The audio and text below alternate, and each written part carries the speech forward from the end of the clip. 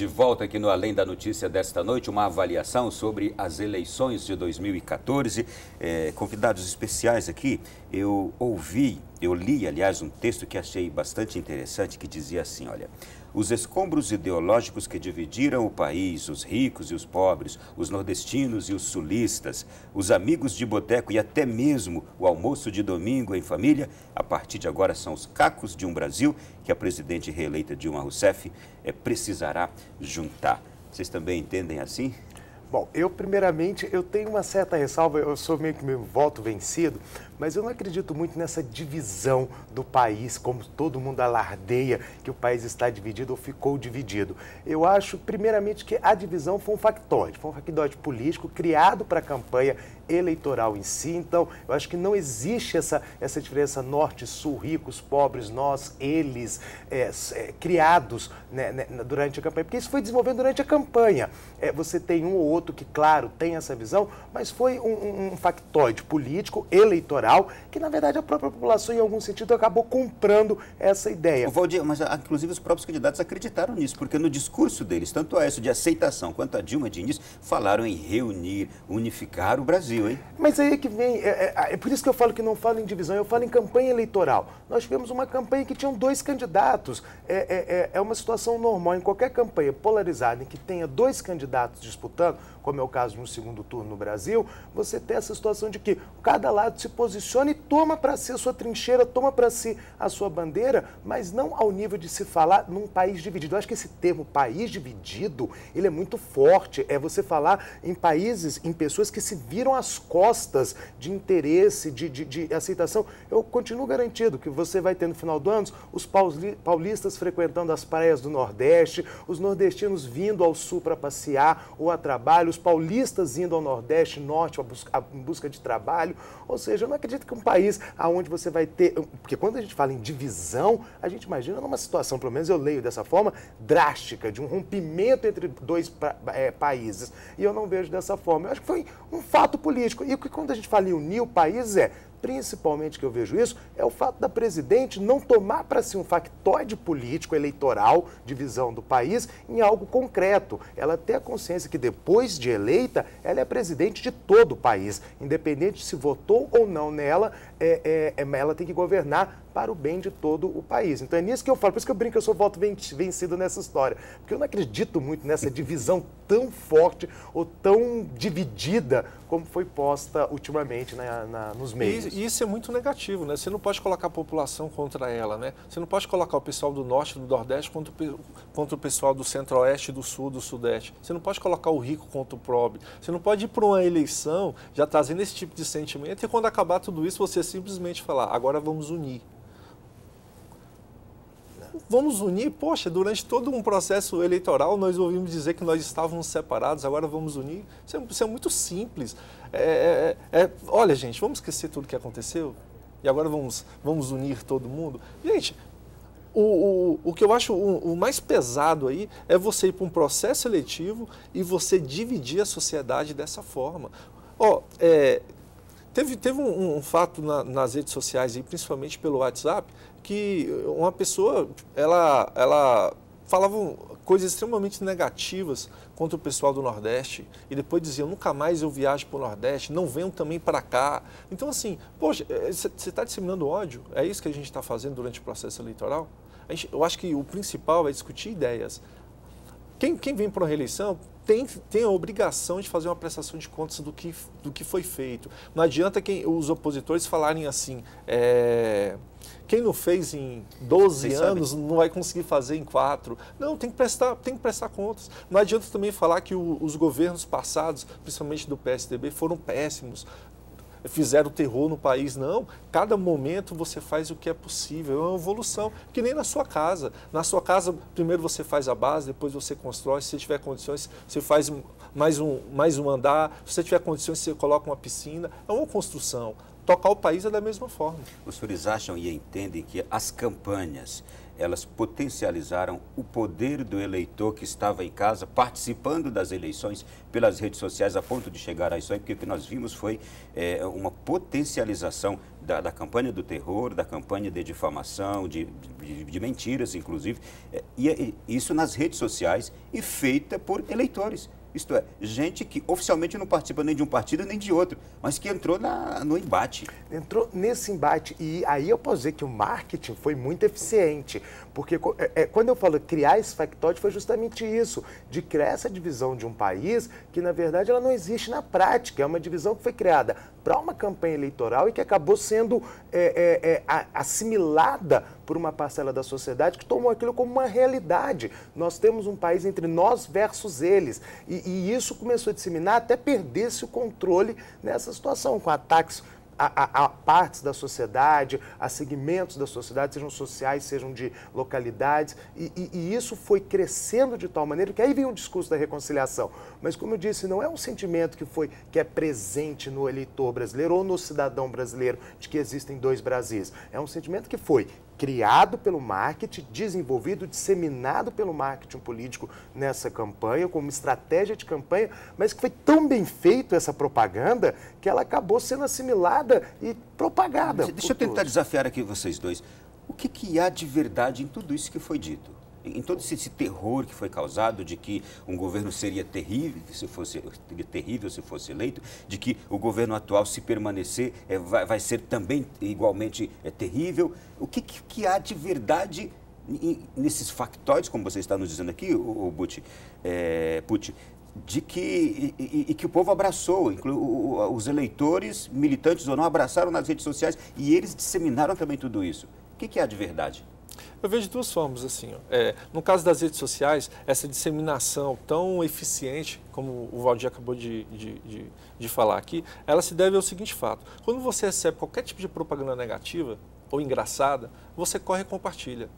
Se eu faço uma propaganda excelente sobre a TV Canção Nova, com vários motivos positivos sobre a televisão, as pessoas elas tendem a receber, talvez lerem ou assistirem até o final e pronto. Agora, se eu faço uma propaganda atacando a TV Canção Nova, essas pessoas elas vão ver, vão assistir até o final, vão ler até o final e vão disseminar. Infelizmente, a gente, o ser humano, ele age dessa forma. Então, esse é um dos motivos dessa eficiência, dessa propaganda negativa.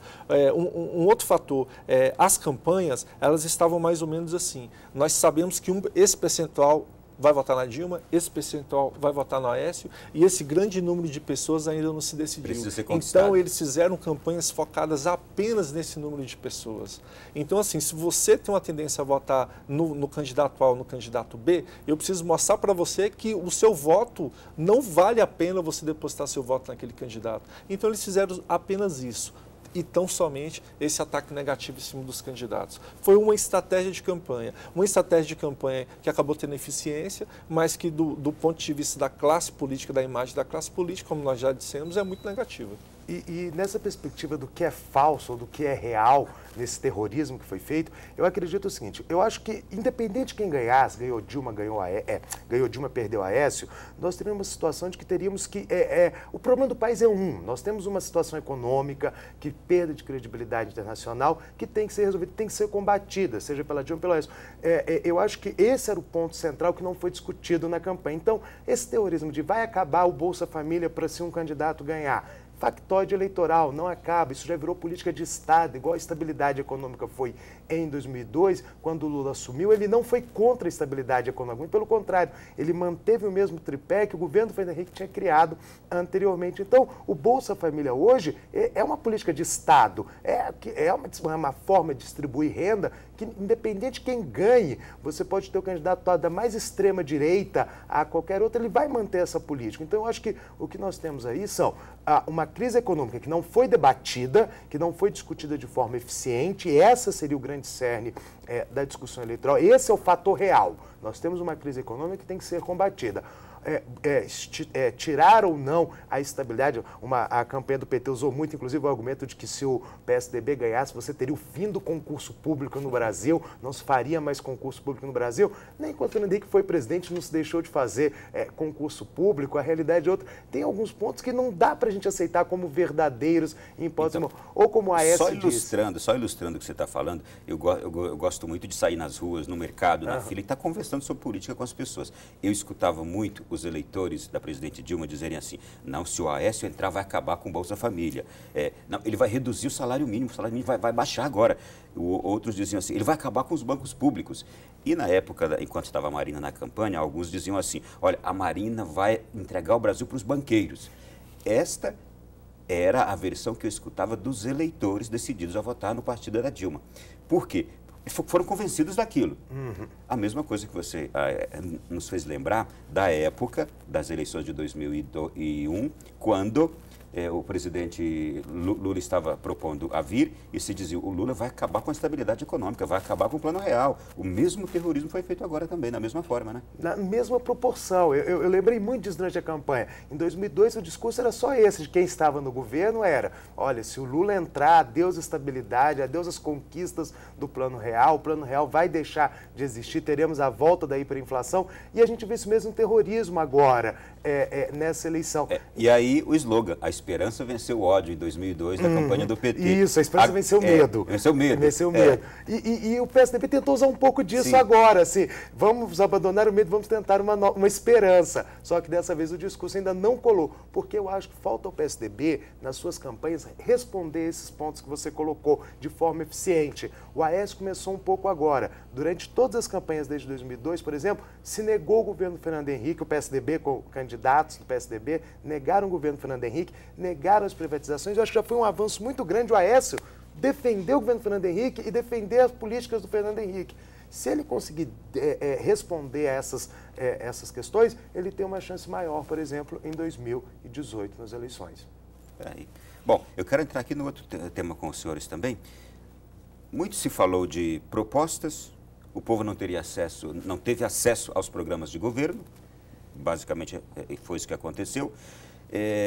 O quanto isso deve incomodar o eleitor ou não, porque também nós não percebemos uma cobrança do eleitor pelos projetos de ambos os candidatos.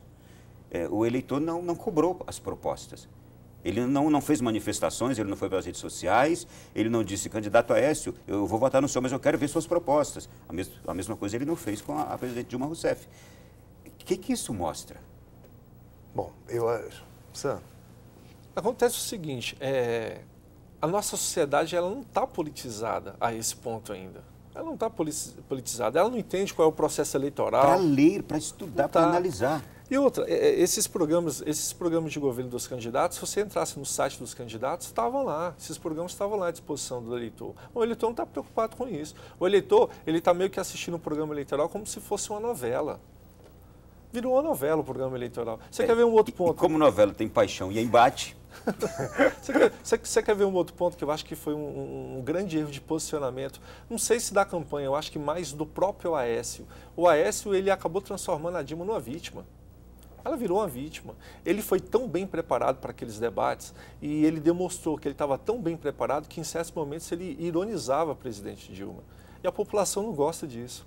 Vamos falar de novela mais uma vez? Lembra uma novela que acabou agora, tem pouco tempo? Tinha um personagem que ele representava o mal da novela, até o pai dele não queria saber desse candidato. E no final da novela, esse candidato mudou, fez uma reconstrução de sua imagem, passou a ser uma pessoa boa. O pai tinha ódio por esse personagem. No final, esse personagem, o pai passou por uma situação difícil e esse personagem deu todo o amor dele para o pai. E esse personagem de vilão virou bonzinho do final da novela. A mesma coisa aconteceu com a presidente. Se fosse um candidato, teria sido eleito. Você entendeu? Esse é o ponto. Então, assim, o Aécio ele foi para os debates ele mostrou assim, eu sou o melhor, eu sou superior. Ele ironizou, ele, em certos momentos, não sei se ele tentou, se por um acaso ele acabou conseguindo, mas sem ser proposital, ele humilhou a presidente Dilma. E a população não gosta disso. A vítima, ela sempre vai sair vitoriosa no final. Essa é uma cultura da nossa população.